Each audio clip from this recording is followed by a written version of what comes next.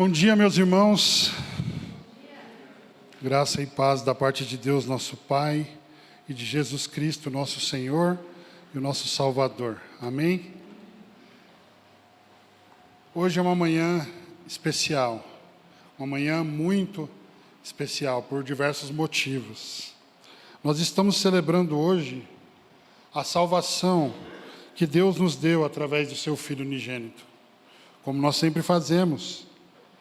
Nós estamos celebrando hoje o dia que o Senhor fez para nós cultuarmos como igreja reunida.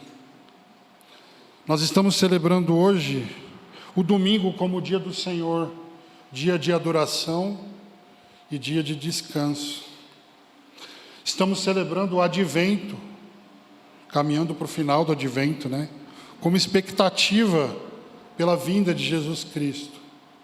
Nós estamos celebrando hoje o Natal, a encarnação do Verbo vivo de Deus, que veio para nos salvar dos nossos pecados. Nós estamos celebrando hoje a ceia do Senhor, como povo da nova aliança, em obediência à ordem de Jesus. Nós estamos também celebrando hoje a confraternização final da Igreja Batista Consumado no ano de 2025. E você que está nos visitando hoje, você está mais do que convidado para permanecer conosco após o culto, quando nós teremos esse momento de confraternização, tá bom? Louvamos ao Senhor, a Ele seja a glória, por todas as coisas, em todo o tempo. Amém. Irmãos, hoje nós vamos concluir a série do Advento e do Natal, cujo título é O Seu Nome Será. Até agora, 3 expressões foram pregadas: maravilhoso conselheiro, Deus forte, Pai da eternidade, e hoje nós terminamos falando a respeito do príncipe da paz. Por isso eu quero convidar você a abrir a sua Bíblia em Isaías, capítulo 9.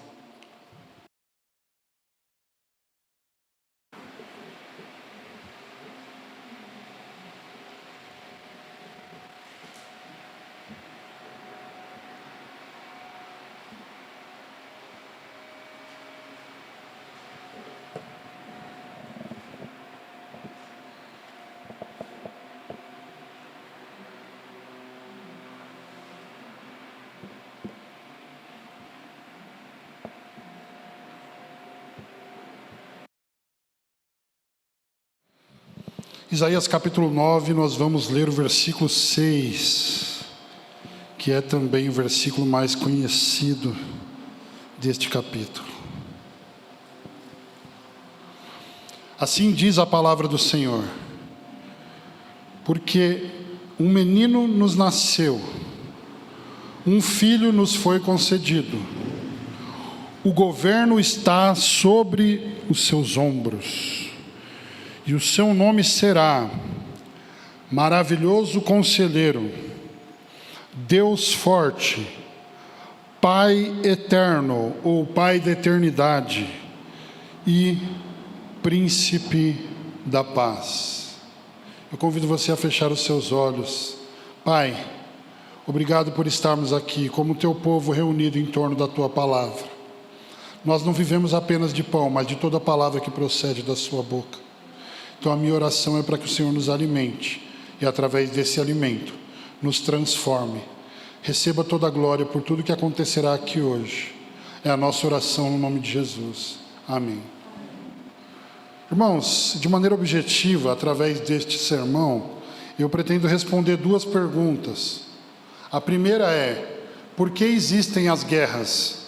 E a segunda é: onde nós podemos encontrar paz?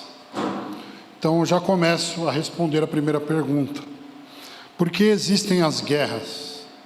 Irmãos, no dia 4/12 de 2025, eu e minha esposa, Laís, nós estávamos tirando um cochilo no sofá, cada um de um lado do sofá, e perto de umas 23 horas, nós escutamos 5 disparos de revólver na rua de casa. E depois de alguns minutos eu saí de casa, e a cena que eu vi foi um homem no chão, na esquina, caído, com uma poça de sangue em volta dele. Ele tinha levado alguns tiros. Foi isso que aconteceu. E logo a rua se encheu de viaturas, de pessoas, de curiosos. E eu fui me aproximando cada vez um pouco mais. E alguns rumores poderiam ser ouvidos. Eu ouvi algumas coisas do que supostamente teria acontecido ali, mas as narrativas eram controversas, ninguém sabia explicar exatamente o que estava acontecendo, e até mesmo quando essa notícia foi ao jornal, a notícia ainda parecia controversa e sem sentido em alguns aspectos. Mas, irmãos, mesmo sem saber os detalhes a respeito do que aconteceu nesse dia, no começo deste mês, há algo que nós podemos afirmar com toda ou com alguma margem de certeza. Toda, vai. O mundo, a verdade é que o mundo está em guerra. Nós vemos nações se levantando contra nações. Nós vemos líderes políticos desafiando outros líderes políticos. E em muitos lugares do globo, neste momento, chovem bombas sobre cidades e morrem famílias inteiras. Essa é a realidade do mundo onde nós vivemos. Porque, como disse o Erich Hartmann, que é um piloto de caça alemão, ele foi um piloto de caça alemão, ele disse: a guerra é um lugar onde jovens que não se conhecem e não se odeiam, se matam por decisão de velhos que se conhecem e se odeiam, mas não se matam. Só que esse cenário, ele não é apenas o cenário internacional. Se nós formos sinceros, nós vamos perceber que esse cenário também é o cenário nacional. E, na verdade, o mundo está em guerra porque as sociedades estão em guerra. Há conflitos internos dentro de cada país e dentro de cada cultura. E a sociedade agoniza por causa do alto índice de violência e da falta de segurança.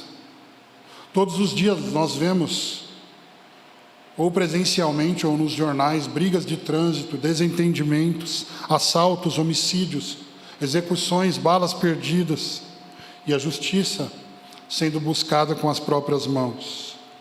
E até mesmo o contexto das casas de família, que era para ser o melhor lugar do mundo ou o lugar mais seguro do mundo, se tornou um lugar de desordem relacional. Na verdade, as sociedades estão em guerra porque elas são formadas por famílias que estão em guerra. O cenário de destruição está dentro dos lares. Brigas, desentendimentos, agressões físicas e verbais, feminicídio, pais matando filhos, filhos matando pais, famílias divididas contra si mesmas, separação, divórcio, lares desfeitos. E logo nós começamos a perceber que o problema das guerras, então, é mais profundo do que a gente pensa. Irmãos, segundo as Escrituras, as famílias estão em guerra contra si mesmas, porque elas são feitas de homens, e os homens estão em guerra. A humanidade está em guerra. Cada homem está em guerra. Jesus disse, Mateus 15:19, que é no coração, é do coração que saem os maus pensamentos, os homicídios, os adultérios, a imoralidade sexual, furtos, falsos testemunhos e calúnias. E você pode ter certeza que as nossas guerras também são provenientes do nosso coração e da nossa maldade. Ou seja, a guerra e a inimizade estão dentro de cada um de nós. E não somente estão em nós, mas surgem do nosso próprio coração mau e caído. São elas que colocam o marido contra a mulher contra o marido, os filhos contra os pais contra os filhos. Irmãos, Tiago, o irmão do Senhor, escreveu o seguinte, Tiago capítulo 4, versículo 1. De onde vêm as guerras e as discórdias que há entre vós? De onde? Será que não vêm dos prazeres que guerreiam nos membros do vosso corpo? E esta é uma pergunta retórica. A resposta é sim. Meus irmãos, segundo Tiago, o homem está em guerra, porque os seus membros estão em guerra. Há um fogo incessante e devorador que queima dentro de cada ser humano. O fogo do pecado em seus membros, incendiando toda a sua existência, por onde ele anda. Nós estamos falando de uma espécie de reação em cadeia, em que o pecado coloca os nossos membros em guerra, os membros colocam o homem em guerra, o homem coloca a família em guerra, as famílias colocam a sociedade em guerra, e as sociedades colocam o mundo em guerra. O pecado, portanto, irmãos, é como um fogo que parece inofensivo, mas consome e destrói uma floresta toda, consome e destrói tudo aquilo que ele toca. Resumindo tudo que eu falei até agora, se você não entendeu, eu estou dizendo através disso, que o problema das guerras, você é o problema.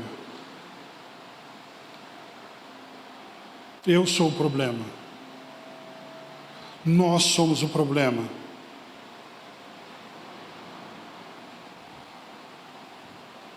É por isso que existem as guerras. As guerras existem por causa do pecado. Segundo o Evangelho, a fonte de toda guerra e de toda destruição das nossas vidas é o pecado que habita em mim e que habita em você, nos nossos membros, na nossa natureza. Nós estamos aqui hoje para ouvir a nossa história, que na verdade ela não é primeiramente nossa, nós somos coadjuvantes dessa história. O protagonista dessa história é Deus. Mas se nós lermos a palavra do Senhor, nós vamos descobrir que o mundo que Deus criou era perfeito, que Adão vivia em verdadeira e completa paz com Deus. O texto bíblico diz que o Senhor o visitava, o Senhor os visitava na viração do dia. O relacionamento entre o homem e Deus era de comunhão, era de alegria, era de unidade, era de harmonia, havia amizade entre Deus e os homens. Essa era a dinâmica do Jardim do Éden. Porém, irmãos, o pecado original trouxe uma ruptura entre Deus e os homens, de forma que os homens se tornaram inimigos de Deus, e de forma que os homens se tornaram inimigos também dos outros homens. E assim, foi exatamente assim que surgiram as nossas guerras. Foi assim que a nossa paz foi embora. Foi assim que surgiu toda a nossa dor. Foi assim que surgiu toda a nossa insegurança. Foi assim que surgiu todo o nosso medo. Assim que surgiu toda a depressão, toda a ansiedade. Tem origem no pecado original. E por sermos descendentes de Adão, todos nós somos afetados por tudo isso. Irmãos, o pecado produziu toda a desordem que existe dentro e fora de nós. E então nós passamos a tentar consertar as coisas, desde as folhas de figueira que Adão buscou como solução. E nós começamos a tentar consertar as coisas buscando aquele shalom que nós perdemos, aquela paz, aquela prosperidade que nós tínhamos quando nós vivíamos no paraíso de Deus, quando nós éramos amigos de Deus, aquele estado de tranquilidade, aquele estado de prosperidade que nós tínhamos quando nós vivíamos no paraíso. E é assim que os homens vivem hoje, procurando a paz no lugar errado, procurando a paz no amor, procurando a paz no sexo, procurando a paz no dinheiro, procurando a paz até mesmo em coisas que não são más, mas que, ao serem tratadas de forma incorreta, ou ao serem tocadas pelo pecado, acabam se tornando más. Quando nós colocamos a nossa família acima de todas as coisas. A família é uma coisa boa, certo? Sim, mas não acima de todas as coisas. É um bem, mas não é um bem supremo. Supremo é o nosso relacionamento com Deus. E as coisas precisam permanecer nessa ordem. Irmãos, os homens continuam buscando paz no poder, nas conquistas, nos bens, no sucesso, na realização dos seus sonhos, no entretenimento, nos vícios. E uma vez que nenhuma dessas coisas pode satisfazer completamente as nossas necessidades, o resultado da nossa busca humana é sempre o mesmo: descontentamento. Você pode tentar esconder isso de você e de todo mundo, mas no fundo você sabe que há algo muito errado com você. No fundo nós sabemos que há algo muito errado conosco, que há uma inquietude, um sentimento de inadequação, um sentimento de que alguma coisa está fora do lugar, e um sentimento de que nós não conseguimos vencer isso. Porque a gente tenta de diversas formas, mas dali a pouco esse sentimento vem de novo. E até mesmo naquele dia em que você amanhece, abre os olhos, vê o sol na janela, e você levanta com disposição, e você não sabe o que aconteceu no final da tarde, porque vem aquela tristeza sem motivo, aparentemente sem motivo, aparentemente sem significado, aparentemente sem origem.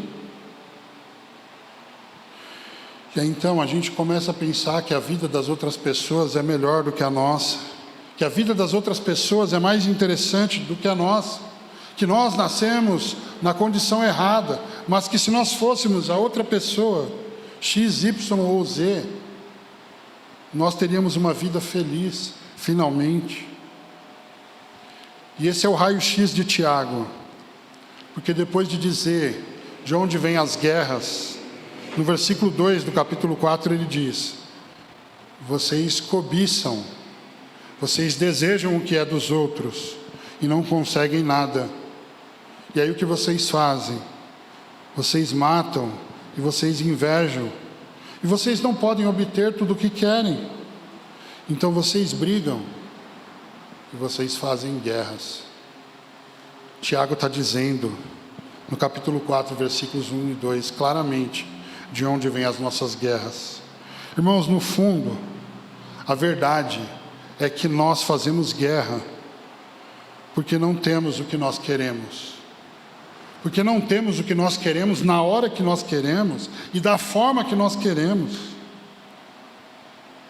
Nós temos, no fundo, um desejo de sermos soberanos, termos o controle das nossas vidas. No fundo, o que nós queremos é que a nossa própria vontade seja feita. E no final das contas, as guerras existem porque o pecado nos fez acreditar na promessa da serpente, de que nós poderíamos ser como Deus. Pode ver que a gente está o tempo todo tentando ser o Senhor da nossa própria vida, controlar todas as coisas minuciosamente para que elas aconteçam, conforme a nossa agenda, o que nós queremos, o que nós planejamos. O grande ídolo dessa geração é um planner. Eu tenho controle. Aí Deus manda uma pandemia e mostra que nós não temos o controle de nada, como diversas outras circunstâncias das nossas vidas. Nós queremos que a vida aconteça do nosso jeito. Nós queremos que a nossa família seja do nosso jeito. Nós queremos que a sociedade seja do nosso jeito, que a igreja seja do nosso jeito. Nós queremos que o mundo seja do nosso jeito. Nós desejamos moldar toda a realidade à nossa volta, à nossa imagem, conforme a nossa semelhança. E nós não percebemos que fazemos isso porque, na verdade, nós amamos a nós mesmos muito mais do que nós somos capazes de perceber. É por isso que no chamado de Jesus, a primeira coisa que ele diz é: negue-se a si mesmo. Porque se você não perceber que a sua atitude de rei concorre com o verdadeiro Rei dos Reis, você segue essa vida em torno de si mesmo, um saco sem fundo, que se alimenta, que se retroalimenta de tudo à sua volta e nunca está satisfeito. E sempre vai querer escalar um padrão de vida melhor, sem encontrar a paz. Nós agimos como se nós fôssemos grandes reis desbravadores em busca de expansão territorial, sempre descontentes com o que nós temos e sempre tentando fazer o universo se ajoelhar diante de nós mesmos. O que importa é o que eu quero, o que importa é o que eu penso, é o que eu preciso. A maior prova disso é que a gente não consegue nem ouvir mais as pessoas.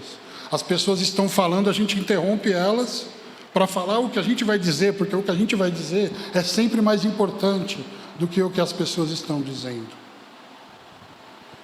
A gente vive como se tudo fosse sobre nós, em torno de nós, porque de nós para nós e fossem todas as coisas, como se fosse dessa forma.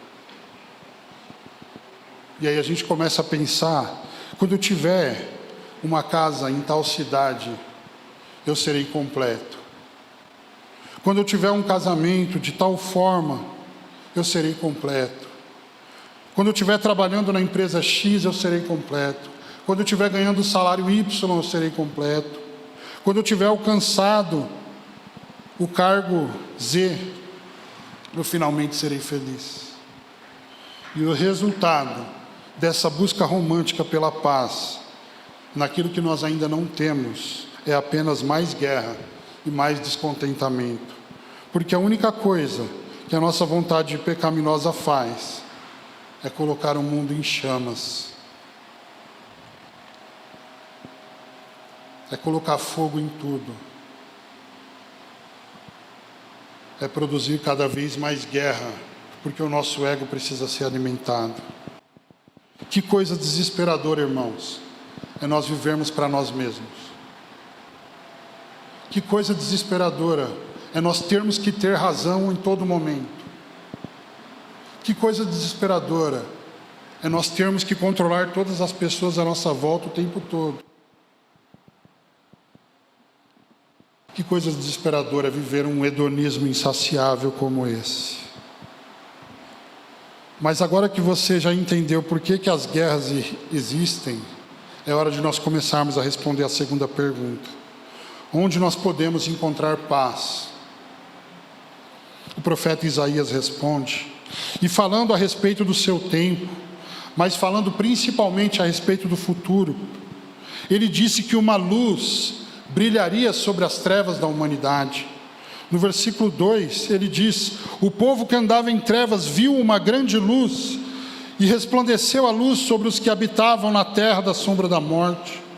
Ele disse que alguém colocaria fim em todas as guerras, porque se você ler o versículo 5, ele diz: porque todo calçado pesado de guerreiro e toda a capa encharcada de sangue serão queimados e destruídos pelo fogo. Por que alguém vai queimar as botas dos guerreiros? Por que alguém vai queimar as capas e as proteções dos guerreiros, senão pelo fim da guerra? Isaías está profetizando que alguém viria e colocaria fim em todas as guerras. E de que forma isso aconteceria? Em primeiro lugar, o próprio Deus viria até nós e estaria conosco. Isaías 7,14. Pois o Senhor mesmo vos dará um sinal. Qual é esse sinal? A virgem ficará grávida e dará à luz a um filho, e ele se chamará Emanuel, que significa o quê?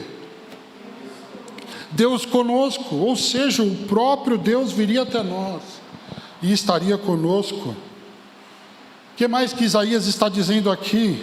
Que o próprio Deus nos daria um presente incomparável. Com todo respeito a todos os presentes de Natal que você já recebeu na sua vida, mas esse presente é incomparável. O texto diz: porque um menino nos nasceu e um filho nos foi concedido. Observe, irmãos, que a promessa não é sobre algo que nós conquistamos.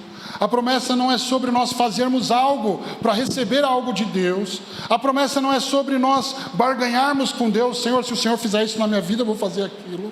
Mas a promessa é, incondicionalmente, um menino sendo dado a nós e por nós, porque ele vai crescer, ele vai morrer na cruz, vai substituir-nos para colocar um fim em toda a guerra. A gente não conquista esse presente, ele é dado. Um filho nos foi dado, ele nos foi concedido, é pela graça, é pela misericórdia, é pela compaixão de Deus. Nem eu nem você somos capazes de receber essa dádiva por merecimento. É somente por graça, é por favor imerecido. Então Isaías disse que o próprio Deus viria até nós e estaria conosco. O próprio Deus nos daria um presente incomparável. E ele também diz que o próprio Deus estabeleceria o seu reino entre os homens, porque a continuação do texto diz: o governo está sobre os seus ombros, e o seu nome será Maravilhoso Conselheiro, Deus Forte, Pai Eterno e Príncipe da Paz. Irmãos, perceba uma coisa: o pecado nos tornou tolos, mas por isso o Senhor nos deu um rei sábio, que é chamado Maravilhoso Conselheiro. O pecado nos tornou fracos, mas Deus nos deu um rei poderoso, que é chamado Deus Forte. O pecado nos tornou mortais, mas Deus nos deu um rei permanente, que será chamado Pai da eternidade. O pecado nos tornou ou nos colocou em guerras, e por isso Deus nos deu um rei conciliador, que é chamado Príncipe da Paz. Meus irmãos, Jesus Cristo é a luz do mundo, que brilhou sobre as nossas trevas. Ele é aquele que queimaria os equipamentos de guerra, para que houvesse uma paz definitiva. Ele é o Emanuel, o Deus que veio até nós, para nos salvar dos nossos pecados, para nos salvar da condenação eterna, para desviar de nós a sua própria ira, para desviar de nós a ira de Deus. Ele é o menino que nasceu, ele é o filho que nos foi dado, ele é o presente divino, ele é o rei que veio estabelecer o seu reino entre os homens até a consumação. Irmãos, como maravilhoso conselheiro, ele nos deu os seus mandamentos e as suas leis para nós obedecermos. Como Deus forte, ele foi à cruz e morreu, ressuscitou e triunfou sobre a morte. Como Pai da eternidade, ele concede vida eterna a todo aquele que nele crê. E como Príncipe da Paz, ele nos reconciliou com o Pai, e ele fez de nós amigos de Deus. Tem uma música que diz que o que nos faz brancos como a neve e aceitos como amigos de Deus não é nada além do sangue de Jesus Cristo.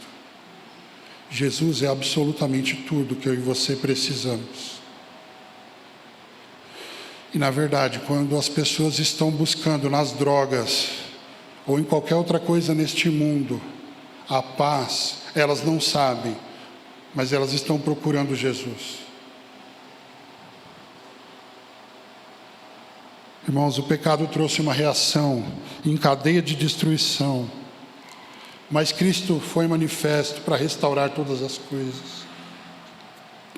Tanto é que tem uma parábola que Jesus diz que o reino de Deus é como um pouco de fermento que uma mulher misturou com grandes medidas de farinha até ficar tudo fermentado. Se você já se impressionou com o poder destruidor do pecado, você ficaria ainda mais embasbacado diante do poder restaurador da obra de Jesus Cristo na cruz. Ele veio para restaurar todas as coisas. Ele veio para fazer a paz novamente, aquela que nós perdemos. Ele veio para reestabelecer o shalom, a tranquilidade nas nossas vidas.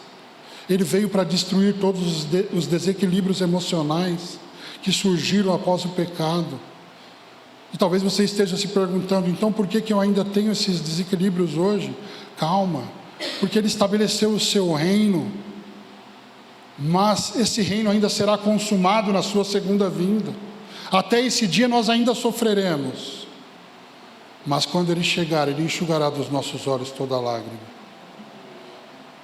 E não haverá morte, não haverá sofrimento, não haverá mais nada. Haverá paz, alegria e justiça. E é por isso que Ele é chamado Príncipe da Paz. Irmãos, por meio do sacrifício de Jesus, nós fomos declarados justos diante de Deus. E por isso agora nós temos paz com Deus. Porque Romanos 5:1 diz que sendo justificados mediante a fé, nós temos paz com Deus, por meio de nosso Senhor Jesus Cristo. Não sei se você consegue perceber o quão maravilhoso isso é.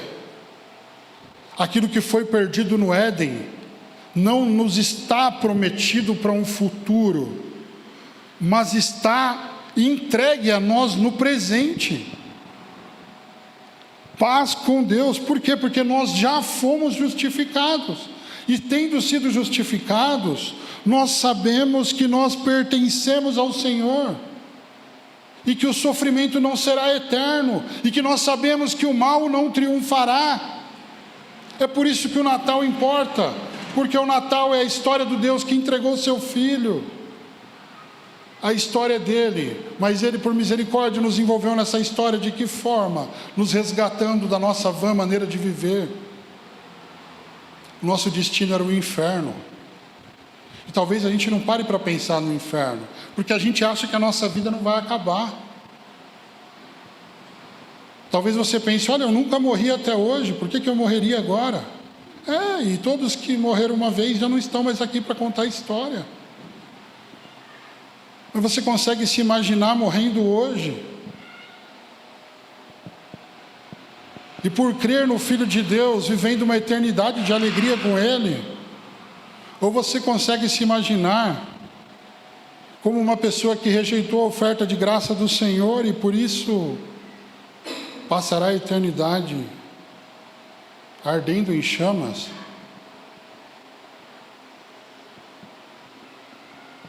O que talvez nem todas as guerras do mundo sejam capazes de expressar o que será o inferno. Irmãos, o que Jesus fez, estabeleceu entre nós e Deus paz. E por isso há agora também paz entre os homens. Lucas 2,14, olha só, glória a Deus nas maiores alturas, a paz na terra entre os homens, mas não entre todos os homens, entre os homens que Ele ama, está escrito aqui. A paz do Senhor entre aqueles que Ele alcançou, a paz do Senhor entre o seu povo, a paz do Senhor entre os eleitos. Há paz entre Deus e os homens por causa do sacrifício de Cristo, e há paz entre os homens e os homens. Aqueles que conheceram o Príncipe da Paz, eles já promovem essa paz hoje, eles já vivem essa paz hoje, porque Ele disse: deixo-vos a minha paz vos dou, mas eu não dou como o mundo a dá. Não se turbe o vosso coração, nem tenha medo. Irmãos, Jesus já estabeleceu o início do seu reino entre nós, e em sua segunda vinda, Ele consumará a plenitude do seu reino, Ele destruirá todos os seus inimigos, e o seu povo reinará com Ele eternamente. Mateus 13:33, eu já falei, a fermentação vai pegar a farinha toda, o reino de Deus vai dominar sobre todos. Esse é o reino sem fim, que foi profetizado por Daniel. Irmãos, o príncipe da paz nos devolveu o shalom que nós perdemos no Éden. Uma paz perfeita, uma paz completa, uma paz que não depende da circunstância, uma paz que excede todo o entendimento humano. Eu sempre gosto de lembrar de uma circunstância. Eu tenho um amigo que muitos de vocês conhecem, o Emerson. E em menos de 5 meses ele perdeu a mãe dele e ele perdeu a noiva dele. E eu lembro que eu fui ao velório, lá na Baixada. Fui com alguns outros rapazes. E enquanto nós estávamos ali, eu me vi numa circunstância em que, de repente, por outro motivo, ele estava me motivando e me dando uma palavra de esperança. Eu falei, não, você não pode fazer isso agora. E ele falou que os últimos momentos da vida da noiva dele viva, quando percebeu que ela ia morrer, ele estava orando com as mãos levantadas ao céu no hospital, dizendo: Senhor, o Senhor reina sobre o universo, eu não sou mais sábio do que o Senhor. O Senhor deu, o Senhor tomou, bendito seja o nome do Senhor. Nós vemos isso também na vida de Jó, nós vemos isso também na vida de muitos santos de Deus, pessoas que amaram o Senhor. Irmãos, essa é a paz que excede todo o entendimento humano. É quando as pessoas olham para você e falam: nossa, o camarada quebrou o tornozelo e está rindo.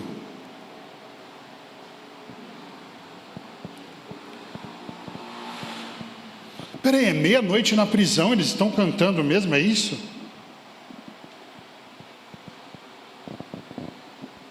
Como que alguém pode dizer: eu sei ter em abundância? E aí ele fala: eu sei padecer necessidade, porque em Cristo eu estou instruído a todas essas coisas. Mas em todas essas coisas, outro texto, somos mais que vencedores. Quando Paulo disse: posso todas as coisas naquele que me fortalece, ele não está dizendo eu posso chegar onde eu quiser. Não é isso. Ele está dizendo: pode acontecer o que for na minha vida, nada tira a minha paz. Ela é completa, ela é certa, ela não vai embora, porque ela não depende do que está acontecendo. A paz não está fundamentada nas circunstâncias, mas está fundamentada em Cristo, e Cristo sempre vence.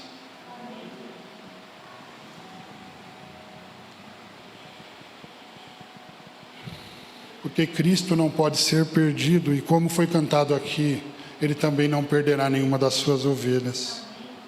Irmãos, todo aquele que foi encontrado pelo príncipe da paz, não precisa mais tentar encontrar o shalom e outras coisas dessa vida passageira. Quem encontrou e recebeu essa paz maravilhosa, pode aprender a viver uma vida de contentamento, mesmo que seja considerado pobre por este mundo. Porque a nossa felicidade não depende mais do que aconteceu no passado, porque o nosso passado foi apagado pela obra de Jesus. No presente ela não depende da circunstância, como eu disse, e no futuro ela não depende das expectativas. O que precisa acontecer na sua vida para você ser feliz? O que pode ser mais feliz do que Deus ter aberto os braços para você, para te receber na eternidade? Você está perdendo tempo sendo infeliz. A felicidade não está no amanhã. A felicidade não está em alguma coisa que a gente acha que a gente ainda precisa conquistar para encontrar o que nós achamos que nós precisamos encontrar. A felicidade está aqui. Ela está disponível. Ela não é algo para a vida futura. A minha paz vos dou, e Ele dá imediatamente. 1 Timóteo 6, do 6 ao 10 diz assim, e isso aqui está muito distante da nossa maneira de pensar e viver. De fato, a piedade acompanhada de satisfação é grande fonte de lucro, porque nada trouxemos para este mundo e daqui nada podemos levar. Por isso devemos estar satisfeitos se tivermos alimento e roupa. A gente tem muito mais do que isso. Nós estamos satisfeitos? Mas os que querem ficar ricos caem em tentação, em armadilhas e em muitos desejos loucos e nocivos, que afundam os homens na ruína e na desgraça, porque o amor ao dinheiro é a raiz de todos os males, e por causa dessa cobiça alguns se desviaram da fé e se torturaram com muitas dores. Irmãos, a verdade é que quando nós amamos demais as coisas deste mundo passageiro, nós tratamos Cristo como se Ele fosse esterco. Quando o apóstolo Paulo conheceu Cristo, ele percebeu em Cristo um bem tão valioso, que quando ele comparou todas as coisas que ele tinha antes com Cristo, ele falou, é como se todas as outras coisas fossem esterco, até as boas. O que ele diz, não dá para comparar qualquer bem com Cristo. Mas muitas vezes nós vivemos neste mundo deixando o nosso coração ser arrastado pelas coisas que são passageiras e não pelas que são eternas. E nós fomos alertados por Jesus no Sermão do Monte, onde estiver o seu tesouro, ali estará também o teu coração. E se o nosso coração está na terra, se a nossa vida tem valorizado mais as coisas deste mundo visível, então nós estamos tratando Cristo como esterco, porque elas são mais importantes do que Cristo. Se existe algo ainda nas nossas vidas em que nós, não, Senhor, nessa parte o Senhor não reina, aqui sou eu que cuido, você está tratando Cristo como esterco. Por isso nós precisamos nos arrepender hoje, porque o bem mais precioso nos foi enviado quando esse menino foi nos enviado. O Evangelho diz que só tem uma forma de nós sermos aceitos por Deus. Nós não conquistamos Cristo com boas obras, nós o recebemos por graça, Ele nos transforma e então nós praticamos boas obras. A mensagem do Natal é que um filho nos foi dado, é uma oferta de amor. E talvez você tenha medo da ideia de viver eternamente. Não parece estranho? Eu não sei se vocês assistiram o filme Frankenstein. Já para quem não sabe, o Frankenstein é o cientista que criou um monstro, tá? Não é um monstro.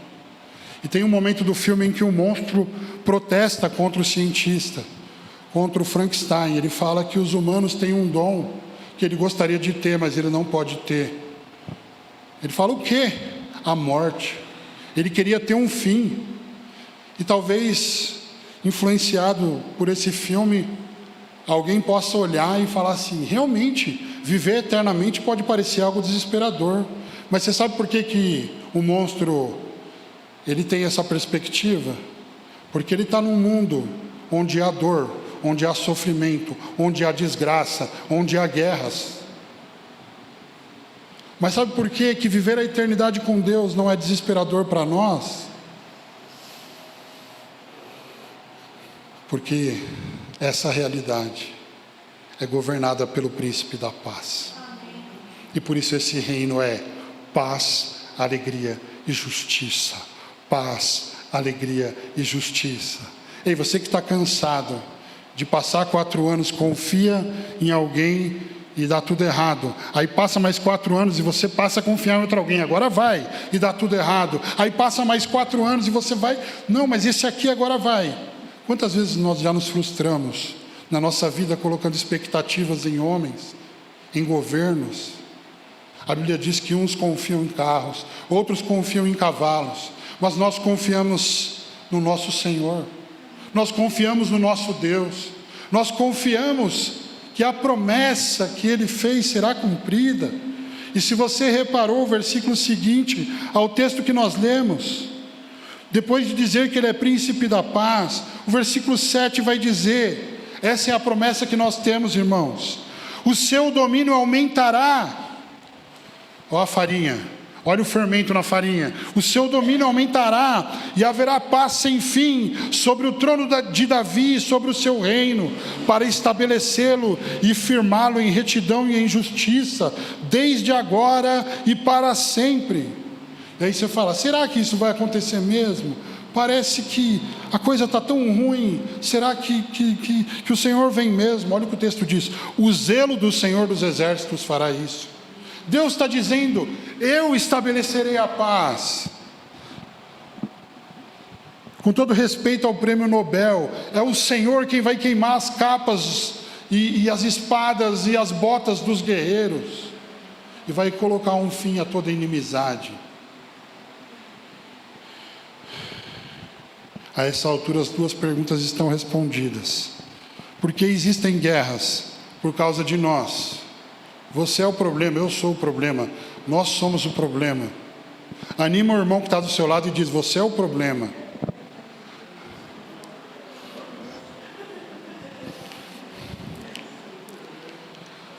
Onde nós podemos encontrar paz? Eu quero responder lendo a letra de um cantor que faleceu em 1987, um ano antes do meu nascimento. O nome da música é Você Pode Ter, e o autor chama-se Sérgio Pimenta. Ele escreveu o seguinte, ou melhor, ele escreveu e cantou o seguinte: você pode ter a casa repleta de amigos, paredes e pisos cobertos de bens, ter um carro do último tipo e andar conforme der na cabeça, do jeito que você quiser, como um rei, talvez. Essa parte é minha, apócrifa. Ou pode até ser um cara que vive apertado, até mesmo dentro de uma lotação, curtindo a si mesmo um fim de semana, ao andar conforme der na cabeça. Mas sempre será como folha no vento, esperando o momento de cair. Você pode ter tudo aquilo que sonhar, mas nunca terá a paz que existe lá dentro. Porque não se encontra para poder comprar. Porque essa paz só tem a pessoa que se encontra com Cristo. E aí ele repete, que se encontra com Cristo. Que se encontra com Cristo. Eu estava ouvindo essa música essa semana e minha sobrinha do meu lado, a Alice. E aí, quando chegou nessa parte, porque essa paz só tem a pessoa, eu dei pausa. Aí ela falou, que tem Jesus. Ela entendeu. Irmãos, o Sérgio Pimenta nessa música compara a nossa vida como uma folha no vento, esperando o momento de cair. Sabe quando o vento bate as folhas? Quanto tempo demora para ela cair assim no chão? Assim é a nossa vida. A nossa vida é breve. A maioria de nós já vivemos mais da metade dela. O que a gente está preparando? O que a gente está buscando? Pelo que a gente está vivendo? Nós podemos ter certeza que assim como uma folha cai lentamente, uma hora ela chega no chão, também chegará o dia da nossa morte e do juízo. Por isso eu quero terminar te levando, ou te convidando à reflexão. A vida está acabando. E a minha pergunta para você é hoje, pelo que você tem vivido? Pelo que você tem morrido? O que tem ocupado o seu tempo? Com o que você tem usado os seus recursos? Você, através da sua vida, tem tratado Jesus como tesouro ou como esterco? O que você vai fazer quando a morte bater na sua porta? E ela vai bater. Não é possível que você acredite que está todo mundo fingindo. Pode ser tarde demais. Naquele dia nós descobriremos que, apesar de termos vivido como se fôssemos reis autossuficientes, só havia um único e verdadeiro rei, e o nome dele será Maravilhoso Conselheiro, Deus Forte, Pai da Eternidade, Príncipe da Paz. Por isso hoje, olhe para a manjedoura, olhe para o berço entre as palhas, veja naquele bebê a salvação, a sua única salvação. Depois olhe para a cruz e contemple o seu Salvador abrindo os braços para morrer e para te salvar e para te receber na eternidade. Contemple o seu Rei que entrou em Jerusalém montado num jumentinho, mas não se engane, ele voltará em glória sobre as nuvens e todo olho verá. Que esta manhã seja para nós uma manhã de reflexão, de arrependimento e de fé na pessoa e obra de Jesus Cristo. Senhor, muito obrigado por esta palavra, muito obrigado por esta sequência de 4 sermões, onde nós refletimos a respeito de quem o Senhor é, a respeito do Filho que nos foi dado, a respeito de Jesus Cristo,